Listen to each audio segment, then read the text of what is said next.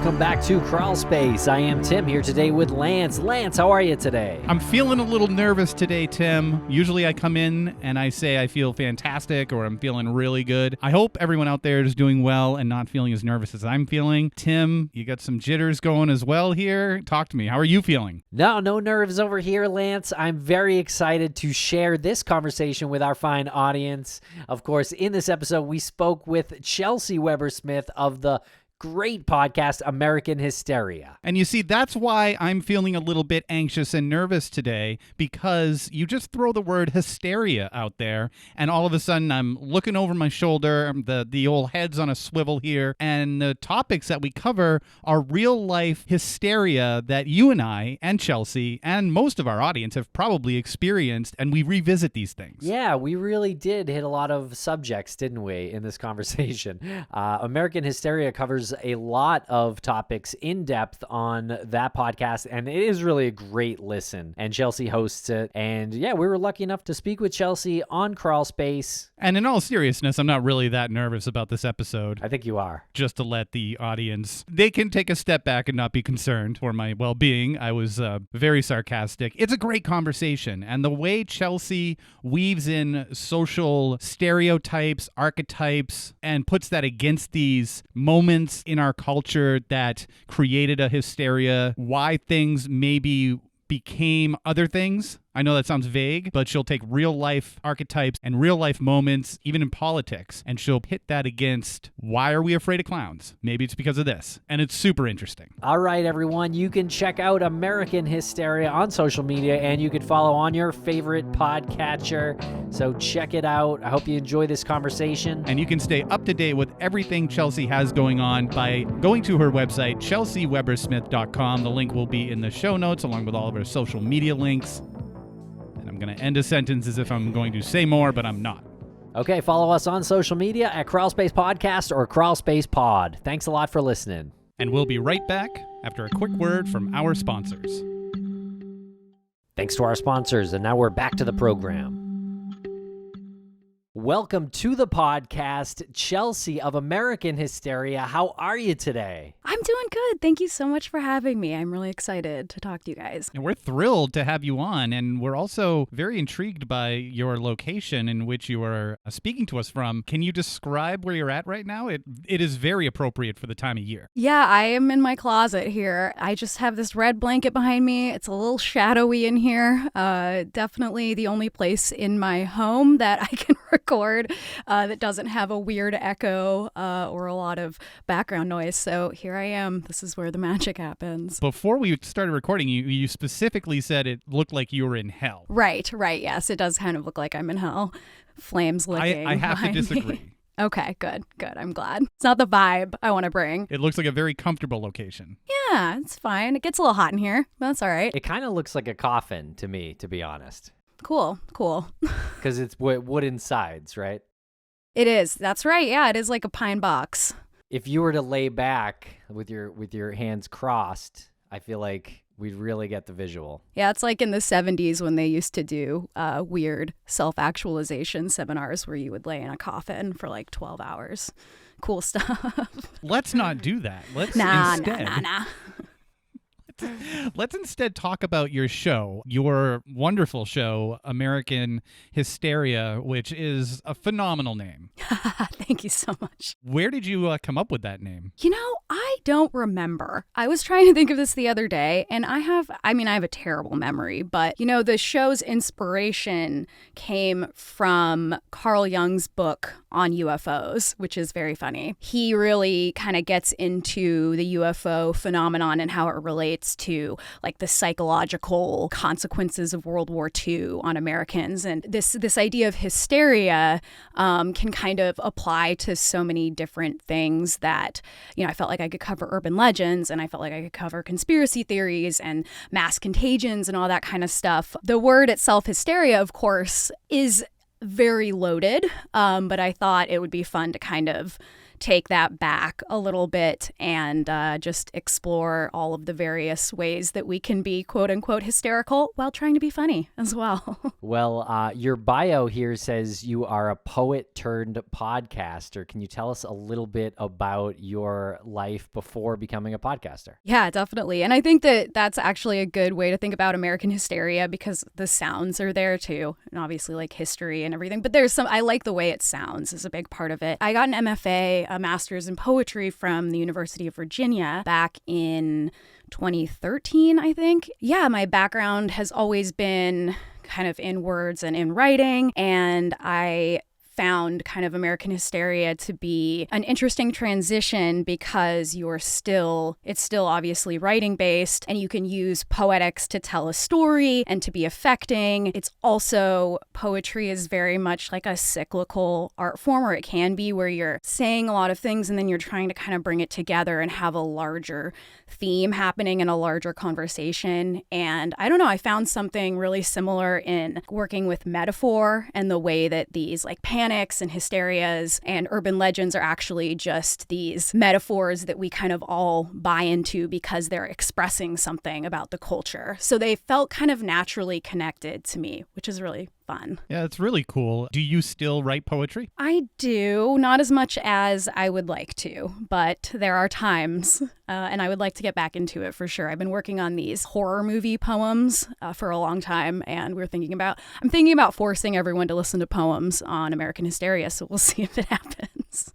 Horror Stay movie tuned. poems. We need to explore this a little bit deeper. Sure. How did you think of this, and what horror movies are you featuring? I feel like I don't often think of things. They just kind of happen. So I think I started by writing a poem about my favorite horror movie, which is the 1990 It from Stephen King. My favorite horror movie, cheesy as hell, and I love it, and I love Tim Curry. And so I have a very emotional connection to that movie. So I thought, okay, I'm going to take this thing and just kind of see what happens and see what comes out. They're not funny poems. They're using horror movies to say other things. I use like the Texas Chainsaw Massacre, The Ring, Scream, Final Destination. I'm a big 90s. I'm a 90s horror fan, so it may or may not see the light of day. Love those movies. Well, that's great. Little known fact, Tim is also a budding poet as well, and he wrote a slam poem about Mothman recently. Oh my God, where can I experience this?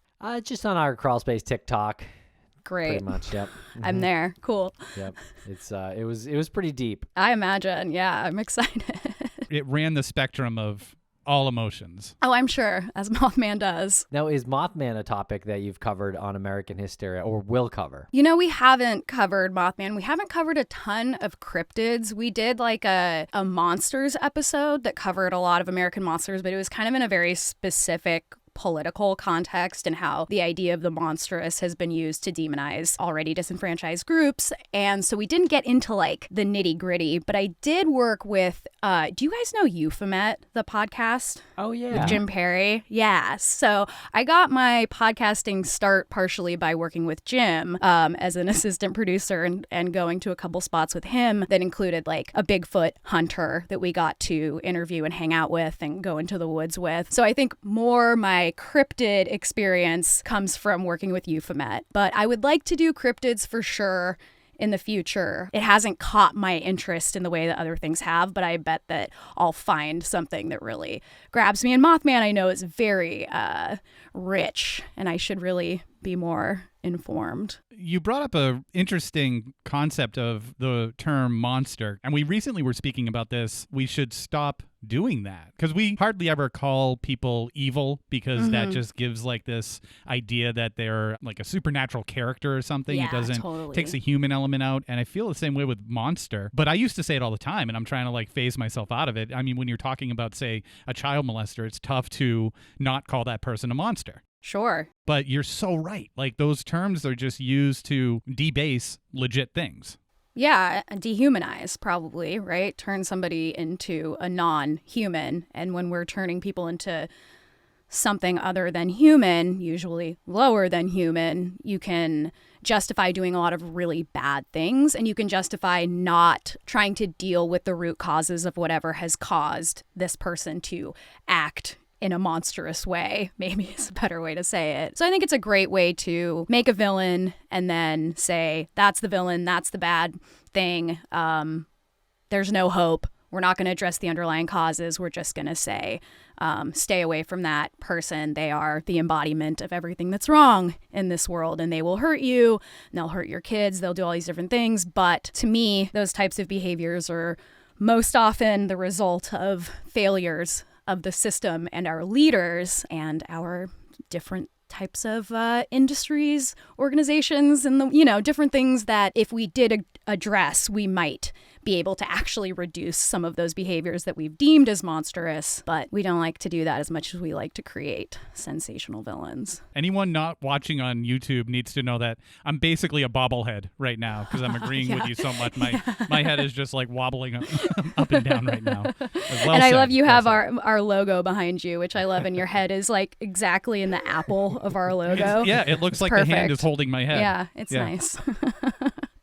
Your logo is awesome, and you put the apple there with the razor blade inside of it, and that is, I think, in, I guess, recent memory for me, one of the first, like, pop culture pieces of hysteria that I can associate with, Halloween razor blade and an apple. That's where you're coming from, right? Yeah, and actually we just a couple days ago put out a re-release of our Poison Halloween Candy episode talking about rainbow fentanyl and how it's coming back again, the same story, and I think that the razor blade and the apple is a great image because there's something about it that also expresses, again, kind of a metaphor of America and this like wholesome apple that we have here and the things that are kind of hidden within that American milieu or whatever you want to call it. It's what's hidden inside of what it means to be an American. So I think it kind of works on two levels. And then we also have our rings on the hand there representing both Satanism and the Illuminati. So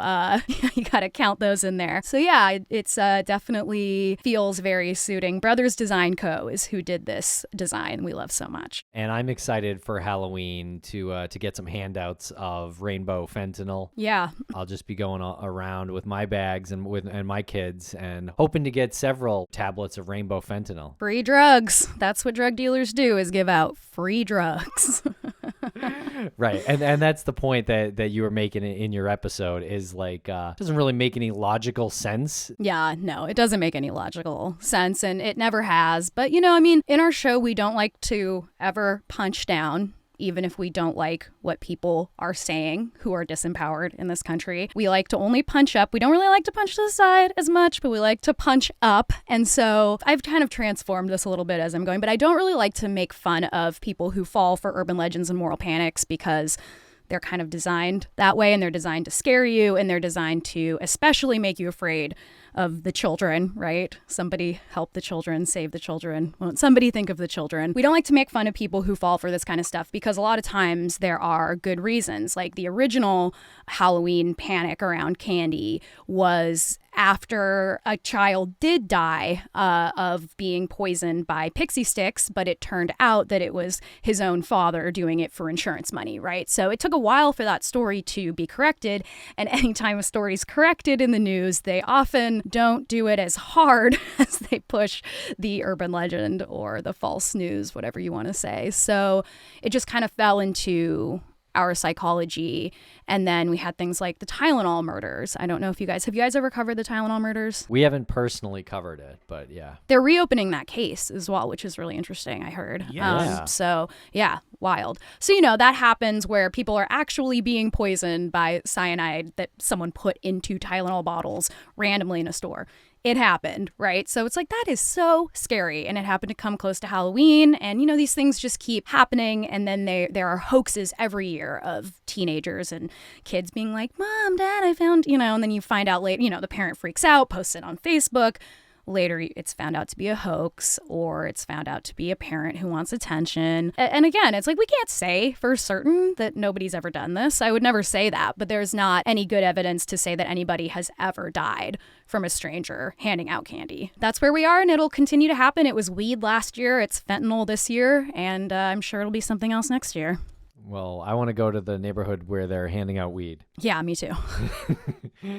What about clowns? We spoke a little bit about Stephen King's It. That movie, the re-release, or I guess the remake, helped to bring on some clown sightings. What did you learn when you looked into that? I want to shout out Benjamin Radford, the folklorist, who I bet you guys are familiar with in some way, or at least his work. He did the only true original research and kind of cataloging of the first Phantom Clown Panic. He called them Phantom Clowns. Some people call them Killer Clowns. The full-blown panic that happened in the 1980s. That was all over the country. Kids were saying clowns were basically inviting them into vans. This was coming right with the stranger danger panic of, stranger offering you candy, get in the van, suddenly it's clowns, right? And cops are pulling over all these birthday clowns and not finding anything nefarious. I remember that there was a strangely large amount of birthday clowns out at this time when the cops were pulling them over. But maybe that was just confirmation bias.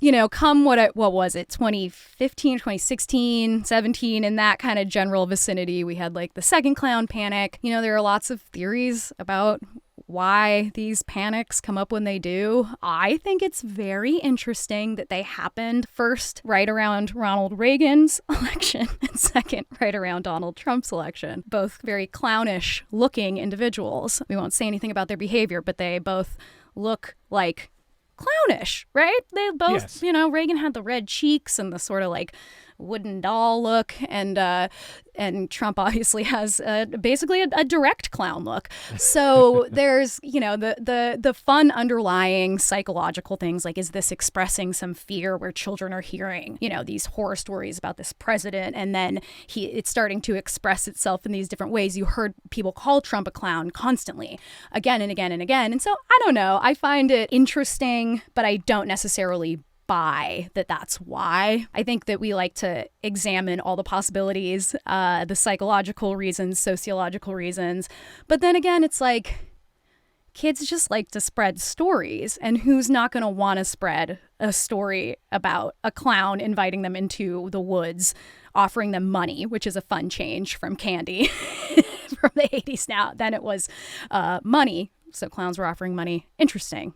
There are so many reasons that this could have happened, but regardless, it did happen that there were so many alleged sightings and parents on the news, and the interviews are just hysterical on the news. You can listen to them in our episode.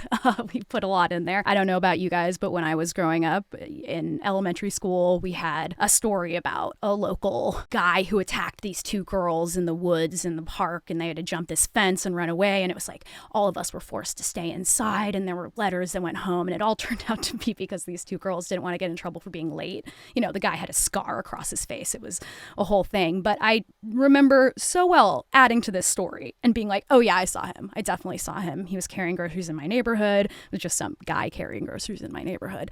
But so I think urban legends just spread because they're fun and they are enjoyable and sensational, and they teach kids something about being safe, maybe, or something about the culture they're heading into, maybe. But phantom clowns, when will they return? I think I've heard TikTok is now saying that the phantom clowns were definitely real, and I'm probably going to get called out for saying that phantom clowns are not real. We'll see. As an expert in all things hysteria, is it a good idea, hypothetically speaking, if I dressed like a clown and went around my neighborhood at night and was contributing to the clown sightings? Is that a good idea, or is that a bad idea? I say have fun with it. Because I really respect people who commit to the bit. I really respect juggalos for that reason, because I'm like, you stuck to it. You are living it. I love it. Last year, my partner and I dressed as clowns for our trick-or-treaters and tried to do a whole kind of like mystique and had like music and our skeletons swinging on our swing, and the teenagers that came to the door, there were like 5 or 6 people that ended up trick-or-treating and just looked at us like we were just losers. And I felt like a loser. We were trying to like keep it going, keep it alive, because of all the hysterias out there. I'd say the only negative is that it contributes to like stranger danger panics and things like that. But we don't get a lot of fun stuff in this world, do we? No, we sure don't. And it's a great observation to actually identify that some of these things can be fun. Yeah, I don't know. I would say that in my particular neighborhood, it'd be a bad idea for me to dress up like a clown. I think there'd be a lot of For your safety. For my own safety, yes. Well, one of the things that happened in 2016 or I can't remember, 2016, I think, was that adults who had heard that there were clowns in this abandoned building in the woods from their children just started shooting their guns into the woods. And someone got stabbed because they had a clown mask on. I mean, it was like the problem with the panic was not the clowns, it was the reaction to what people thought were the clowns. So maybe that can teach us something. One of my best friends from high school, his father used to be a birthday party clown on the side. So he would dress up like a clown, and this was back in like the early 90s, mid 90s, and it was fine. Kind of a fun thing that his dad was a clown, and he knew all sorts of cheesy magic tricks, and he could do balloon animals. But now, if he were to say, I think I'm going to do some clowning on the side for birthday parties, it's a whole different feeling. We would have to tell him to be careful. Yeah. Or at least tell them you're not going to get the reaction you want. I mean, clowning's over, I feel like. It's over. It's over. Even if it wasn't scary, I mean, they're not going to compete with, like, I don't know. What's the thing where the kids, they build with the blocks? Minecraft. Minecraft. I said Jenga. What am I? I could have said Legos. Yeah, but right. I said Jenga.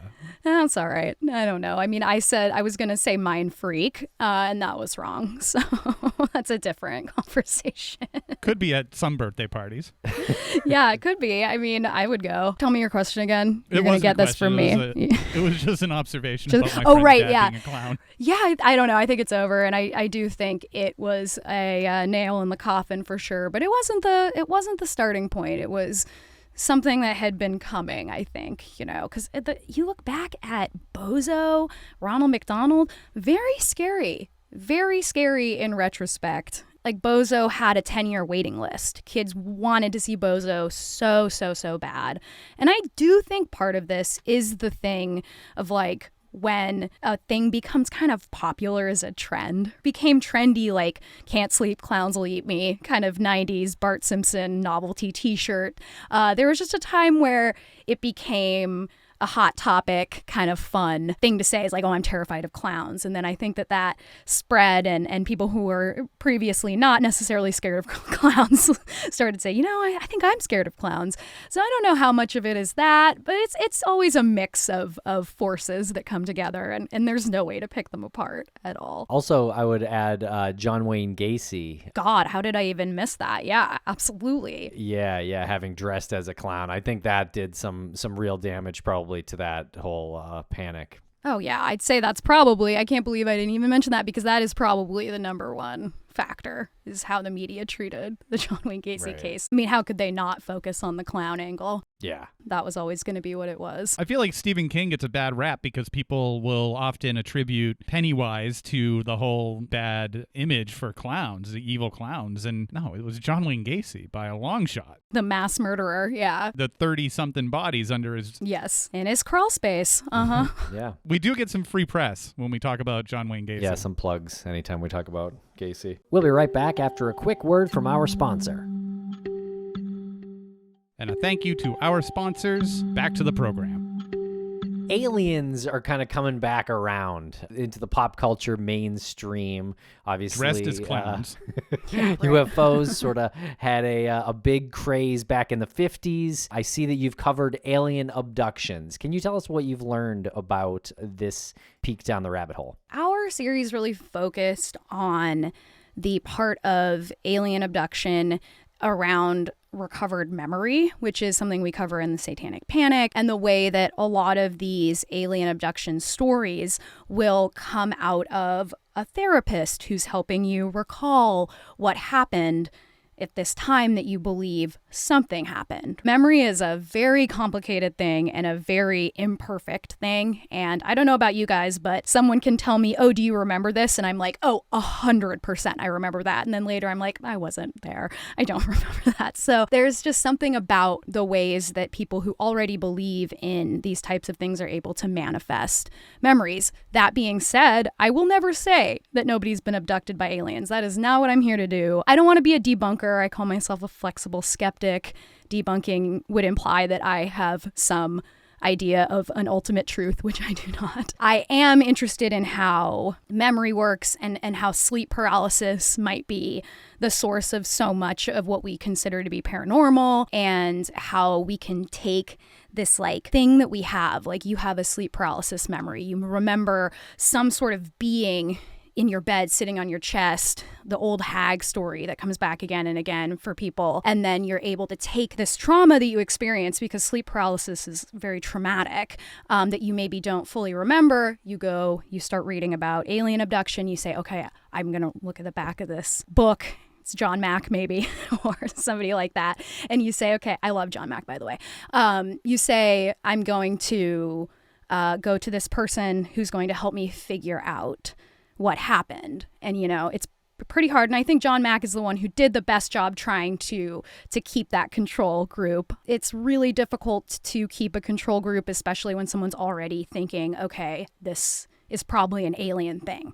You're remembering it. You're able to come up with these things that happened to you and recall them. Maybe you're going to a support group that helps you remember more things. And again, this stuff is sticky territory, because I would never be here to say somebody's experience didn't happen. That's not interesting to me, but I think that it's worth wondering where these stories are coming from. And UFOs are a whole different story from fully being abducted and experimented on. And I think UFOs, obviously, there's a lot going on there that we'll probably find out in the coming decades. I love the conversation because you touched on so many things that we find interesting here. I'm fascinated with things like the Mandela Effect, where you're absolutely positive something happened and then you're told it wasn't like that at all, and it happens in these big mass waves. Like, it's not just you thinking this. I'm totally fascinated by that. And then sleep paralysis is just absolutely one of the most like living, terrifying things that I would ever think would happen to somebody. I know. Without actually like ending their life. So scary. I've never had it happen, and that's why, like,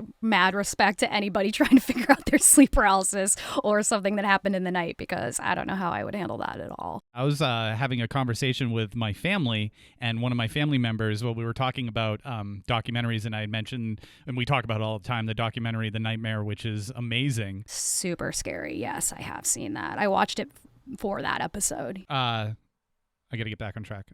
That's okay. Your door opened and it says, I know, as we're talking, it's because I'm so hot in here. Oh my god. Okay. It like freaked me out. Okay. Yeah, it was scary. You can't see my hand pushing it, so it looks like that. I know, right? All right, we might leave that in the episode. Perfect. So we were talking about this, and I mentioned the nightmare, and I explained it, and one of my family members was like, "Oh my god, that happened to me." Whoa. About 5 or 6 years ago, and she woke up in her bedroom and somebody's hand was on her head. Oof. And she could see them in khaki pants, and she couldn't look up because the hand was holding her down, but not in a aggressive way, just like in a holding, like hold steady type way. And she was absolutely convinced that somebody had broken into her house and was holding her down. And then she was like, and then it just kind of like she woke up. When she was explaining this, she was getting like choked up because of how scary it was. And she was like, I've never told anybody that. And I'm probably going to have to get permission from her to, like make sure that I told this story. I think she was just like confused and didn't know how to tell somebody that. Yeah. And I mean, the scariest part is the khakis. I was dying to make a khakis joke too. I know, right? It was just hanging there as low-hanging fruit. Well but I mean, how specific and weird. It's very weird that it's like terrifying. There is something scary about that, because it's so much more, real than some kind of monstrous being holding you down. But yeah, that is, I much sympathy to anyone out there that experiences this. And I know there are some ways to get help. There's like, I don't know. It's some people have it every night.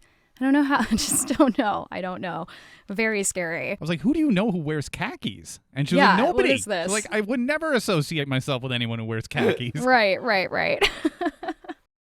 She's never had it again. Even talking about it makes me nervous because it feels like it's gonna be contagious on me. And I mean, I've heard that has happened before. So yes, let's move on. Let's move on. Don't think about it too much, people.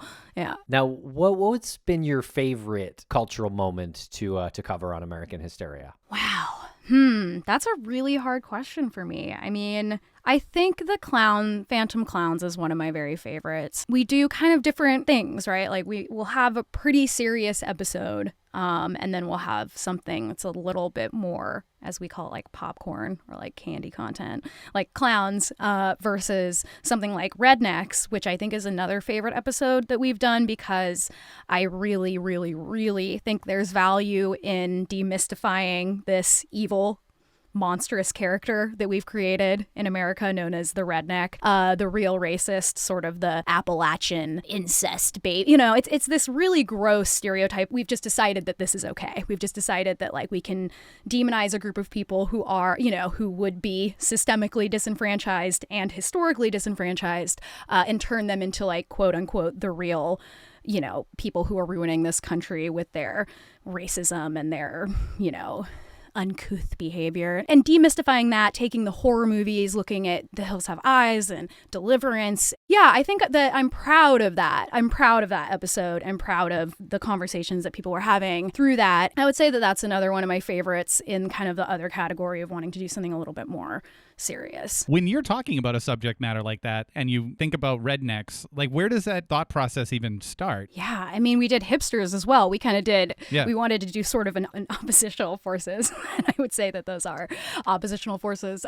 It's really, really hard because there's just a moment that it happens and then I don't really remember that moment. And I think with something like Rednecks, it's like I grew up, my grandpa was from North Dakota, grew up in like a dirt floor house. And it's just like, it's always rubbed me the wrong way when people are making fun of or blaming people who are already extremely disenfranchised, right? So that season we were kind of doing archetypes, right? So we were breaking down these American archetypes as much as possible. And what will usually happen is I'll be researching for a topic and I'll come across something and say, oh, that's another full topic we can do. And like in the case of hipsters, I kind of think it came from learning that Ralph Waldo Emerson was like a middle class person who ended up moving and living among a group of formerly enslaved people and living kind of in this community and in this like dingy house, just kind of like living as a little bit of a poser, right? Which is certainly what I am. And that's part of the episode, is that I came from a middle class family, college student who would hitchhike every summer, which again is kind of a classic American hipster on the road thing. I want to kind of break down my own bullshit as well, because I think it helps other people break down their own bullshit. If you can be like, I'm this, I don't want to be like this, I want to explore why I'm like this, I want to explore like damages I may have done or narratives I might have promoted. I mean, I used to be a conspiracy theorist. That's part of the show.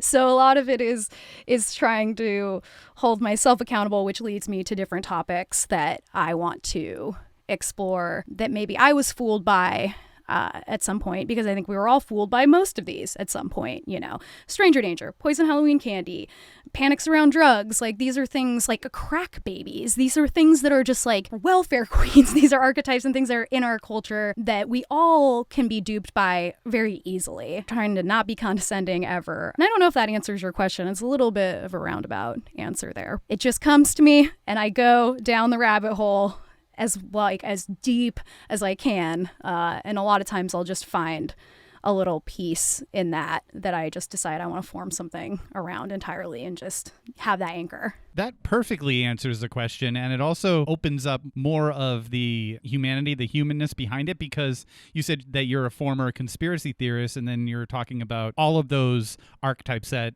happen in our culture, and you have to have a balance, right, of who you are. So when you said conspiracy theorist, it clicked in my head like, well, everybody's got a thought about something that's happened. You can't fully not be a conspiracy theorist because some of those conspiracies are correct. Absolutely. Being a conspiracy theory debunker does not mean trusting the government or trusting corporations ever under any circumstances. Like, I think conspiracy theories do exist. The FBI committed serious conspiracies against the Black Panthers. Like, these things do happen, but you have to kind of really, really, really dig to figure out what's true and what's not. And a lot of times we don't know for decades. And it's also the approach and the delivery in which you broadcast your opinion on it and your theory. Right.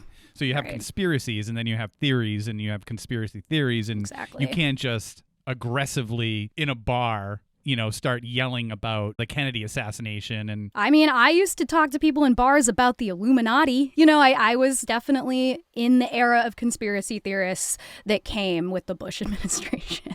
I was like a big anti-war activist at the time. Post 9/11 was a very chaotic time, and there was a lot of stories and a lot of wormholes you could fall down and a lot less attempts to combat any kind of misinformation. I don't think that you can shame somebody into changing in a genuine way. I think that there is power in shame. I don't actually think that I think that shame is an important element of change, but I also think if you want to actually create like a lasting solidarity with someone, or you want to actually help them get out of this conspiratorial thinking, it's just, you have to come from a place of understanding and empathy, and come from a place that says, okay, like, this person is suffering. Like, there's no other reason. That doesn't mean that they're worse off than somebody else. It just means like everybody's suffering, and a lot of people don't have the ability to seek help in other ways, or have the emotional connections with other people that might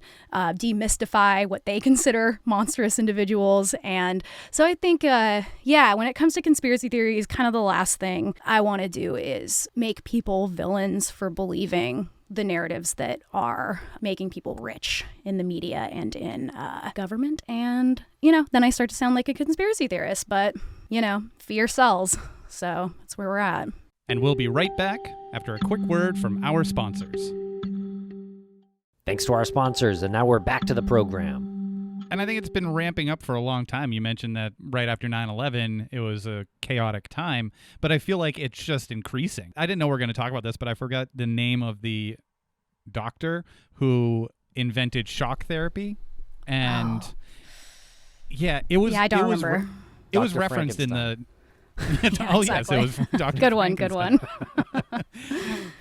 It was referenced from some conspiracy theorists, using it as an example of when you shock somebody to the point where they'll believe anything. That's sort of what 9/11 was. And I don't think that people were saying that it was done intentionally to shock people, but that was a form of like cultural shock therapy. So after that, there was a period of time where you could have said anything to anybody about anything about that. And then everything following that is easier to comprehend or easier to sell. The same stories that we're told then are repeating themselves, just in a new package, right? It's like this group of people that control the world, insert whomever that may be. Whereas there are a group of people that control the world, but it's not exactly the same as like a blood drinking cabal, which in itself is an anti-Semitic term, in case people don't know that. It's not a great term to use even when you're debunking something. These conspiracy theories, which, at the time this was more of a liberal conspiracy, even though Alex Jones was already on this back then. That's a whole other thing. This is when he was like bursting into Bohemian Grove and crazy stuff. Different time. So this idea just keeps repeating itself, where there's a group that controls the world, there's a group that controls everything that's happening, but in a much more structured way than would ever be possible. And it gives like a lot of credit to our world leaders for getting away with such fantastical schemes of control. Whereas I think that you can just kind of look at these moments in time as like a lot of chaos and a lot of power grabs by different people. And it's not that different. It's like the horseshoe effect, where both sides of something can like meet in the same camp eventually, and it kind of becomes the same story. Yeah, the Illuminati, the deep state, all of those different things are expressions that have been around forever, that really help us feel. And I think this is important, is that like conspiracy theories help people feel like there's structure, and there is at least there's enough structure for there to be this enemy that we can fight. Like, if we just defeat the Illuminati, all of our problems are solved, versus like, well, if we address healthcare and we address poverty and we address all these things that like are really hard and really complicated and almost impossible to like even break into or imagine how to even start that process, that if you're fighting against, like if you're fighting a spiritual war, your life's way more exciting. You are a hero in your story, which feels great. Being a hero to yourself feels awesome, and being a part of something heroic feels awesome. And so you just get this thing that grows out of a genuine need of people in just such a chaotic times to say, okay, like even if the people who are evil are in control, someone's in control, and there's like a possibility of controlling this situation. Well said. It really does make a lot of sense. And recently we watched the Victoria's Secret documentary. We went into it thinking that this was going to be an interesting account of how that company was founded and the success. And all of a sudden it became about Jeffrey Epstein and his sex island and using the pink product line to basically like recruit underage girls. Disgusted by it. Yeah, just baffling. Yeah. You had said there are people that are controlling things. And then you find out, yeah, there are. Like, this actually happened. And then when he's arrested, I had to look up who he was. Like, I didn't know who he was when he was arrested. And then you find out he was behind so much and so many powerful people. You know, a lot of times they're like, well, one person can't change the world. And I'm like, oh, yes, they can. When I think of conspiracy, I think of someone like Edward Bernays, who is the 1920s. He started basically PR because the 20s is when we started to really want to buy shit and define our personalities by what we buy, which we still do.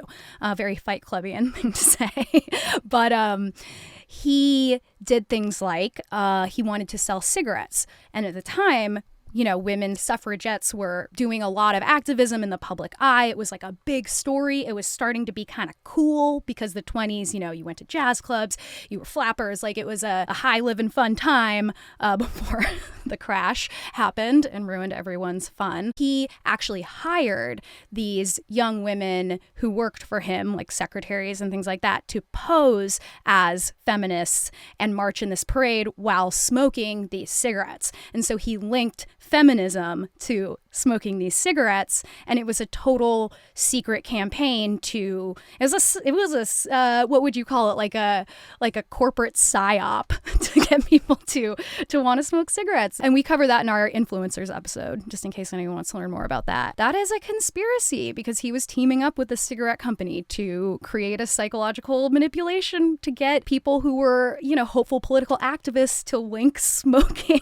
to feminism. I mean, it's wild. And that just happens again and again in history. And that's a big part of why I love making the show, is because you find out these things that start to make everything make sense a little bit more. It's helped me learn to really question everything, even when it's a painful thing to do, because we all have to do that all the time if we're expecting other people to do that. Really could talk about this for hours. I know, right? It's so interesting. Cereal in the American supermarkets, all there because of the space race. I mean, I thought you were going with Kellogg, with John Harvey Kellogg, that absolute freak of nature. Yes.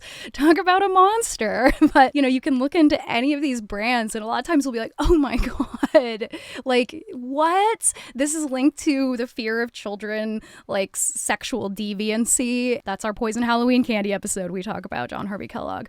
But what are you talking about with the space race? I don't know if I know that. So we have an entire aisle in supermarkets that is all cereal. Other countries have like maybe a couple of shelves. And this all happened when we were in the space race back in the 50s and 60s, and people were being introduced to astronauts, and cereal was like a food that astronauts would eat. So it was like you ate cereal, you were the heroes, the astronauts who are changing the world. So cereal became like a huge industry. Then it was like sugared cereal, and then it was like cereal with, you know, dried marshmallows. So it became like a competitive industry because of the space race, because they featured cereal as like one of the foods that our heroes eat. Wow. Love that. So interesting. The John Kellogg stuff is just nightmarish. I know. Yeah, we talked about him on one of our episodes, and it was hard to talk about. Yeah. Oh, yeah. Yeah. He's the Gwyneth Paltrow of his time, but like super deranged. Yeah. I'm not hating on Gwen wherever you are. Probably listening. Probably, I would imagine. Definitely. What's the Halloween costume this year?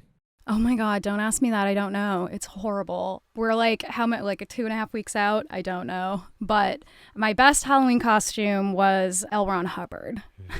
Nice. So yeah, I got like the stage stuff you put on your teeth to make them look all yellow. Had a whole ascot. I made myself a little Sea Org sailor outfit. Yeah, so that was my best costume. Maybe problematic, but it happened. Yeah, so that's my favorite. But I haven't figured it out this year. I really am always dedicated to doing something in the scary realm, though. I don't really like to step out into anything other than something at least relatively scary related to Halloween. Doesn't get much more scary than L. Ron Hubbard. No, it doesn't. Fun costume to be, too. Oh, maybe you could go as John Kellogg. Ooh, interesting. Oof. Ah, yeah. What props would you need for that? Yikes. God, probably like the book he wrote himself and probably read over and over in his room because he was such a narcissist. Tim, what was your favorite costume that you ever donned? I was the Joker in like 1989, like right after the Tim Burton movie came out, and it was a really good makeup job done by my mom, and I was 8 at that time, so I think that was my best memory of a costume. But my funniest was me and 2 of my cousins dressing up as the California Raisins and walking around with like a cheap boombox playing "Heard It Through the Grapevine" on repeat. That's hilarious. That's great. I love that. That was good. Hilarious. How about you? I was a garbage bag one year. A garbage Ooh, bag. all right, that's easy. I didn't know what to do. And there was like a Halloween party. It was when I was bartending, and what can I do real quick? And I just looked at the garbage. And I'm like, that's brilliant. So I put a garbage bag around me, took some boxes, and kind of taped it all in so it looked like I had garbage coming out of me. Perfect. You were garbage. That's great. I was garbage. It's creative. I like that. It's a good last minute costume. Yeah. I've been garbage ever since. Well, not You and me anymore. both. Chelsey, what's coming up on American Hysteria? We're doing haunted dolls for our Halloween special. Nice. So I've been in the haunted doll realm for quite a long time, and it's been really fun. It's been a very true joy to go down this rabbit hole. It's nice having a low stakes episode. Always enjoy that. So of course you always find something where you're like, fuck, I guess I have to talk about this complicated, screwed up part of history, even though I'm just trying to talk about haunted dolls. But what can you do? Jeffrey Epstein isn't involved in any element of haunted dolls. Not yet. Is he? Not yet. Not yet. Probably. I'll let you know. Amazing. All right. Well, this has been really fun. I'm glad that we were able to connect and do this. It's been a lot this. of fun. I always go into so much political stuff, and I don't actually mean to. It's kind of, you can't really disentangle it. So hopefully that's okay for your guys' show. Yeah. Yeah. No, I think it's hard to cover what you do and not run up against that at times, especially with the climate lately. But Chelsey, thank you so much for hanging out with us today and telling you're us, so welcome. Yeah, these stories and about American Hysteria. We really appreciate it. Yeah, thank you so much for having me on. This was a lot of fun, and I always like talking to people who have such similar interests. So yeah, thanks again, guys. Anytime you want to come back, open door. Like your door in your closet. Oh, perfect. Oh, I wish it made a sound. no. That would have been cooler. We'll add it in post. Thank you.